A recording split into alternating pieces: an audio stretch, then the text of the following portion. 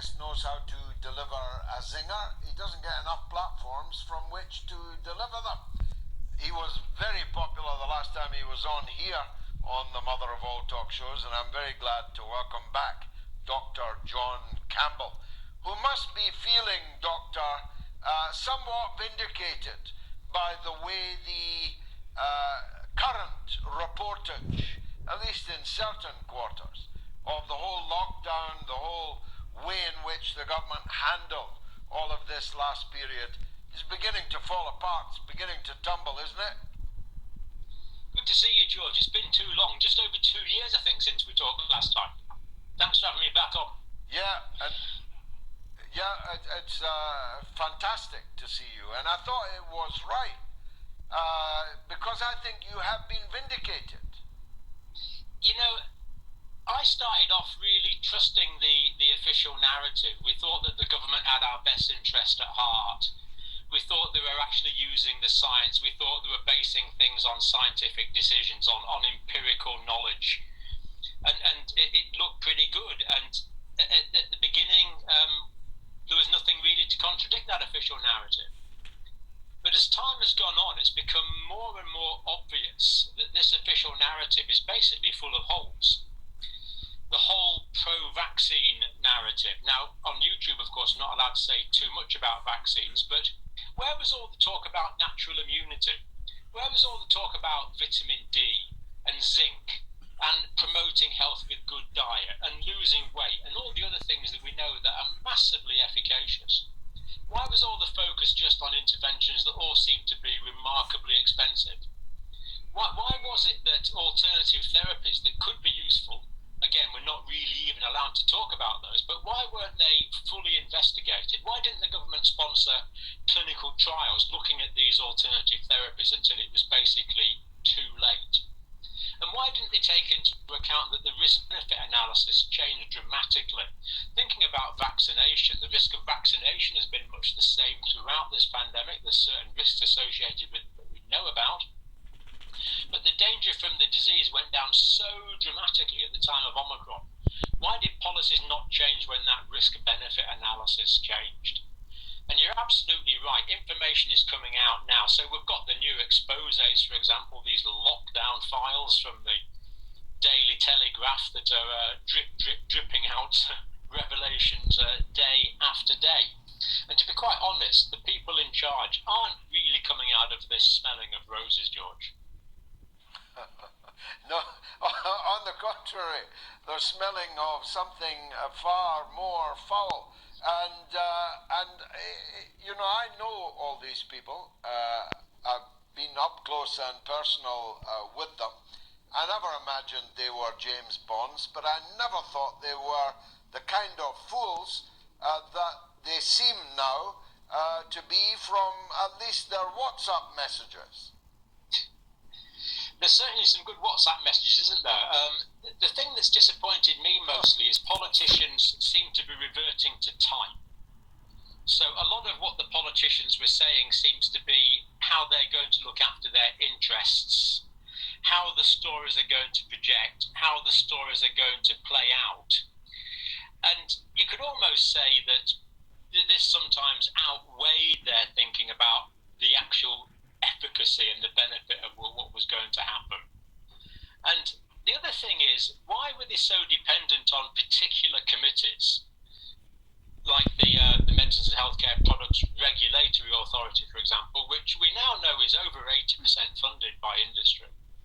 Where was the independent analysis of this? Why were independent academics often ostracized? You know, we've got some absolutely brilliant academics in this country, George. All we've got to do is throw the data at them, and they'll crunch it. You know, people I've been working with, like Norman Fenton, are world-class statisticians. Give them the numbers, he'll run them into his spreadsheet and come out with real answers. But we're not allowed the empirical data to work with. Just take one example. The original trials that were done for the Pfizer and the Moderna mRNA vaccines. The original participant level data for that still has not been released. It's not in the public domain yet. Why have they not released that data? That data's there. We believe Pfizer has it. We believe Moderna has it. We believe the FDA in the United States also has it. Well, release it. Norman Fenton can do a spreadsheet analysis on it. We can talk to Asim Malhotra about it, and then I can make a YouTube video about it. But we're just not getting the information we want. Why is there this lack of transparency? It's been one of the themes that's really emerged for me. Let's just have open transparency. Give us the data. We can analyse it, make sense of it, and draw our own conclusions, thank you very much, rather than being forced to accept the official narrative all of the time. Very disappointing, really. Well, this is the point about censorship, as explained by that well-known revolutionary John Stuart Mill. He said that by censoring people, we are harming ourselves, because the person we are censoring and depriving of liberty may be saying things that are or are in part true. And by not hearing them, we're harming not him, but ourselves. This is the whole point, isn't it? Absolutely. We need to take into account all opinions. Now, some opinions we can look at, and they can be dismissed at a fairly early stage if they contradict some fundamental scientific principle or some fundamental ethical, moral principle. Other opinions are going to take a little bit longer for us to analyse. But we have to hear these opinions in the first place so we know how to treat them and we know how to proceed. And the wise man who forgets to listen to the fool can cease to become wise, which I think is another way of saying what you've just said. So let's take these opinions, let's get rid of this censorship, let's take the opinions on board, let's analyse them, and then let's come to some conclusions based on everyone's contribution, because it's not just ordinary people that have been excluded from this conversation. It's really people that know a heck of a lot of what they're talking about. So I've talked to world experts around the world. So, for example, the fact that we're doing the injections in the UK at the moment for vaccines, we're not doing it properly, in my view. We're sticking the needle in and we're not drawing back to make sure we're not in a blood vessel. Well, I've talked to world-leading scientists around the world who actually say that this should be being done. This is not necessarily minority opinions. This is actual proper scientists, proper consultants, well-published scientists. And yet, if it doesn't fit into a particular narrative, we're not really hearing what they say. And that is disappointing. We're missing out on one heck of a lot of good stuff by sticking so meticulously to a single narrative. Yeah, especially when we can see from the WhatsApp messages that many of these people are not exactly superstars intellectually, and yet they constituted the prevailing orthodoxy. And I've quoted John Stuart Mill. Let me quote an even bigger reactionary, the great English man of letters, Dr Johnson, who said the grimmest dictatorship is the dictatorship of the prevailing orthodoxy. And we've lost out by having to bow to that prevailing orthodoxy, haven't we, Doctor?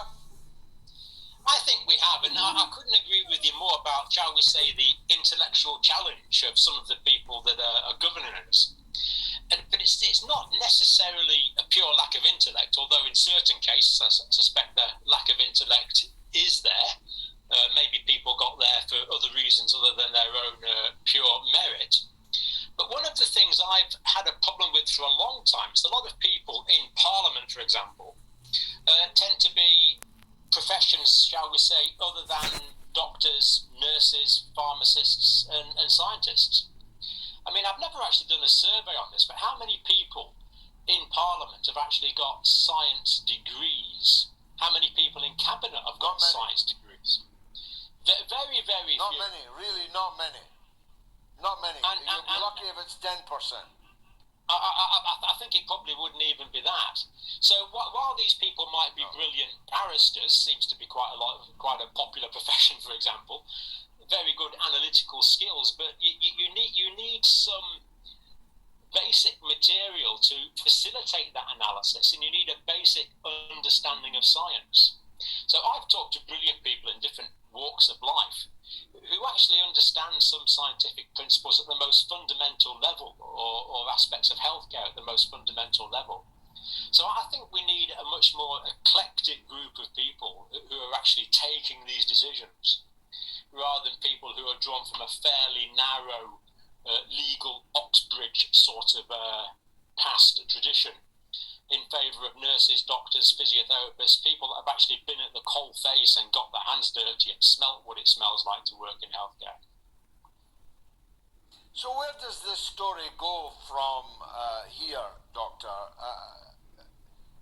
Let me finally quote Shakespeare. Are we steeped in blood so far that is it bloodier to go on or go our? Do we double down? Do we keep on insisting that we were right, or is the way that we handled all these lockdowns going to be properly investigated in this public inquiry?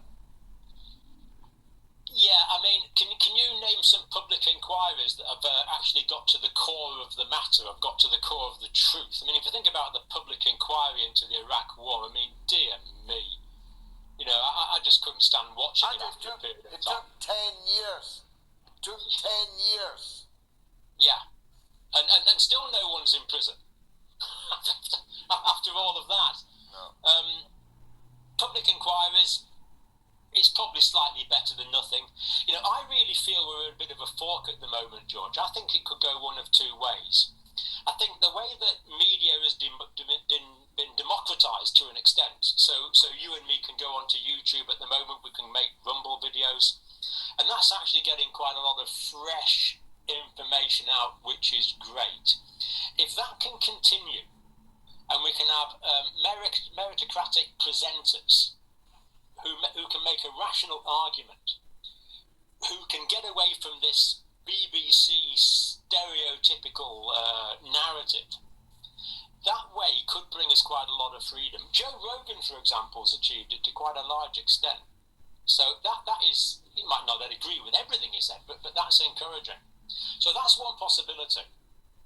The other is a little more darker, and that is that governments carry on their collusion with big tech, which we assume is there to a degree, and actually close things down even further. So I suspect in sort of 5 or 10 years' time, things could be a lot better if we carry on with this democratization of opinion and democratization of news.